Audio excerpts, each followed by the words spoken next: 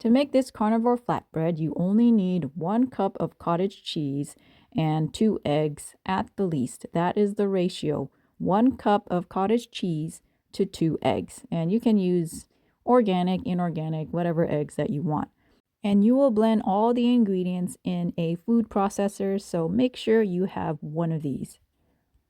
First thing you do is set your oven to 350 degrees, and as it's warming up, prepare your ingredients. Now, there's no sugar in this recipe unless you count lactose in the cottage cheese or whatnot, but there's no added sugar, I should say.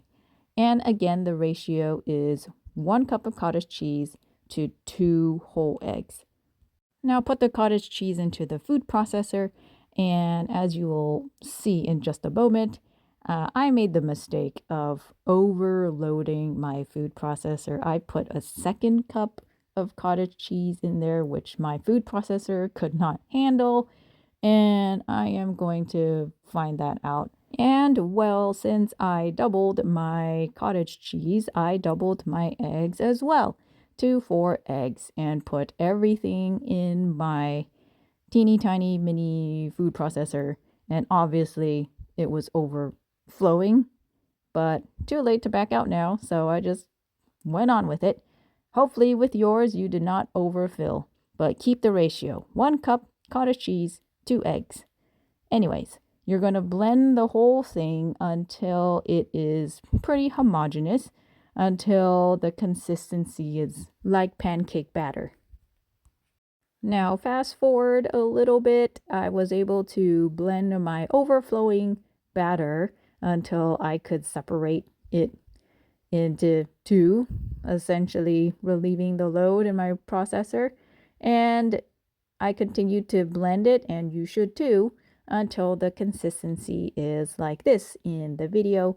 It is like pancake batter, and you'll see teeny tiny, unblended bits of cottage cheese, and that is okay. You're not going to be able to pulverize everything to such fine degree. So whatever you see here on the screen, that is good. That is what you are going to bake. And just because I can due to my irresponsibility, let me show you the difference in consistency. This is the batter that I pulled out earlier to save my food processor. It's still like soup, as you can see. And this is the final product. It is like batter. And that is the consistency that you want. It doesn't take long to get there. Less than 30 seconds, I think. But anyways, that is what you want. Keep that in mind.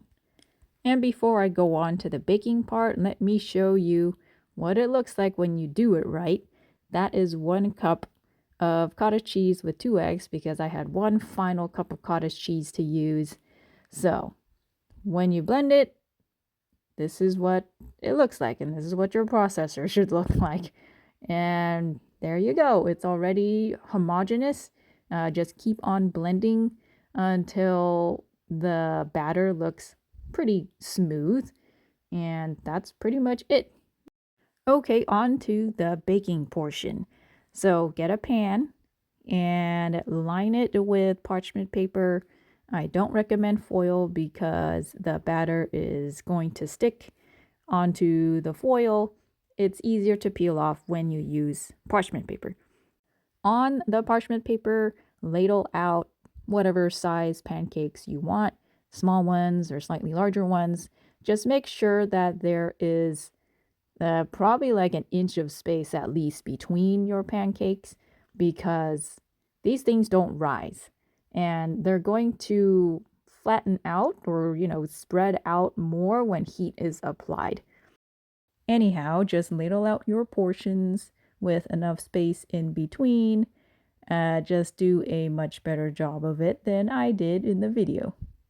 And once your oven is set to 350, put it all inside the oven and set your timer to 20 to 30 minutes. You can start checking it at 20 minutes and see what kind of consistency or baked consistency you are okay with.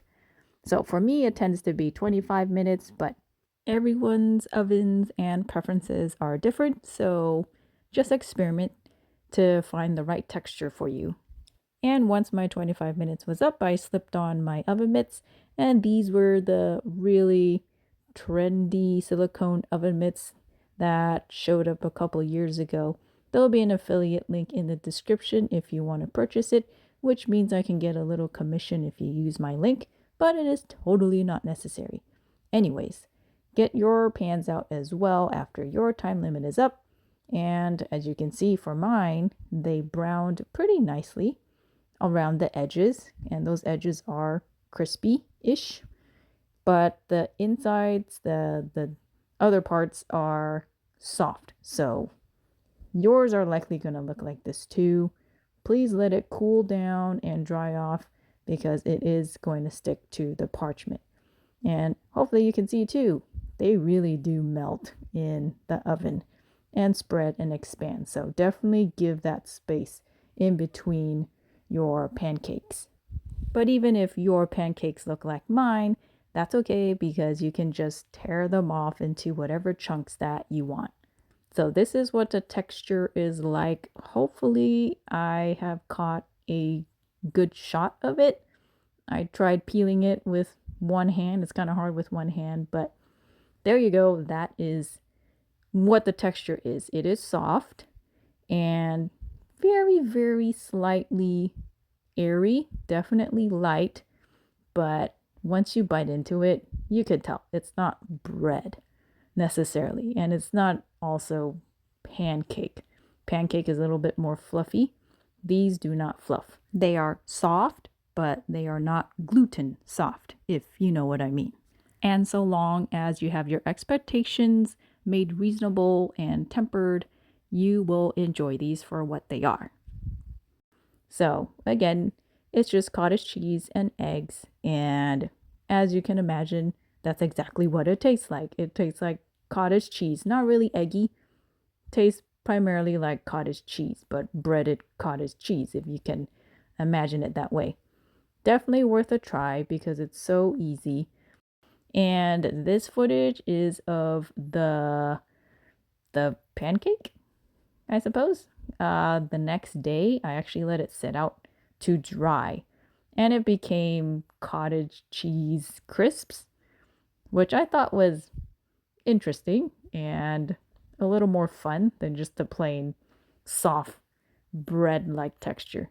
So you could see how it can crumble and crack pretty easily. So I actually like that. It was surprisingly good. It's like cottage cheese chips. But anyways, that's all I have for today. Hope you enjoyed and will try this for yourself.